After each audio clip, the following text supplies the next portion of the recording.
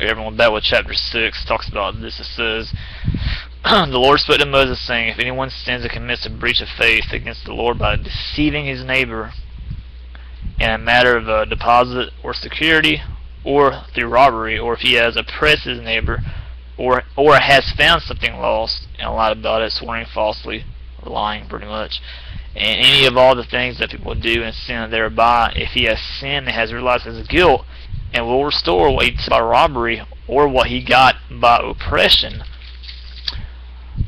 or the deposit that was committed to him, or the lost thing that he found, or anything about which he has sworn falsely, he shall restore it in full, and shall add a fifth to it, and give it to him it belongs on the day he realizes his guilt. So what God is saying is, He's telling the Jews, if you go out and you steal money, or whatever you steal, you shall give it back, and whatever you give back, you should add a fifth to it. So, bottom line is, don't steal. Don't sin at all. It says that he shall bring to the priest as his compensation to the Lord a ram without blemish out of the flock, or its equivalent for a guilt offering, and the priest shall make atonement for him before the Lord, and he shall be forgiven for any of the things that one may do and thereby become guilty. The priest and the offerings. The Lord spoke to Moses, saying, command Aaron and his sons, saying, this is the law of the burnt offering. The burnt offering shall be on the hearth, on the altar, all night until the morning, and the fire of the altar shall be kept burning on it. And the priest shall put on his linen garment, and put his linen undergarment on his body, and he shall take up the ashes to which the fire has reduced the burnt offering on the altar, and put them beside the altar.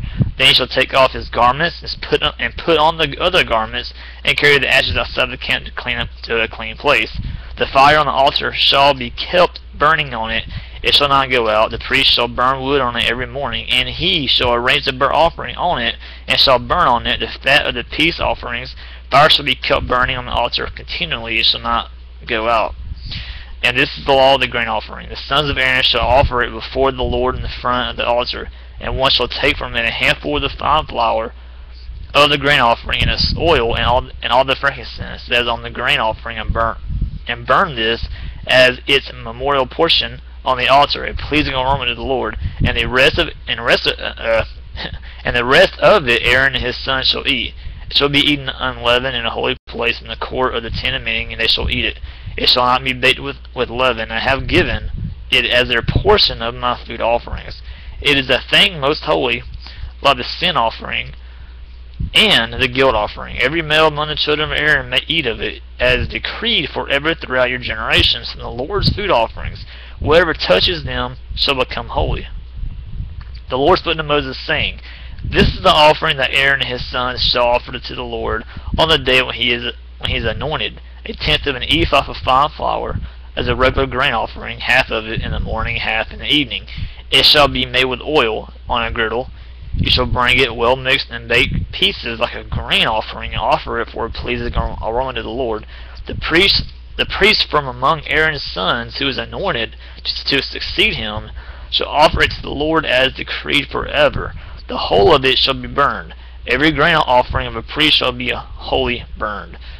It shall not be eaten. The Lord spoke to Moses, saying, speak to Aaron his son, saying, this is the law of the sin offering.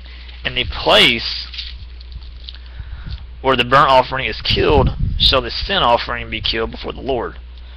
It is most holy. The priest who offers it for sin shall eat it, and a holy place it shall be eaten in the court of the tent of meeting. Whatever touches its flesh shall be holy. And when any of its blood is splashed on a garment, you shall wash that on which it was splashed in a holy place. And the earthenware vessel in which it is boiled shall be broken. But if it is boiled in a bronze vessel, that shall be scored and rinsed in water. Every male among the priests may eat of it. It is most holy. But no sin offering shall be eaten from which any blood is brought into the tent of meeting to make atonement in the holy place. It shall be burned up with fire. So that's chapter 6, talking about the priests and the offerings. And of course chapter 7 is next. So I'll be right back.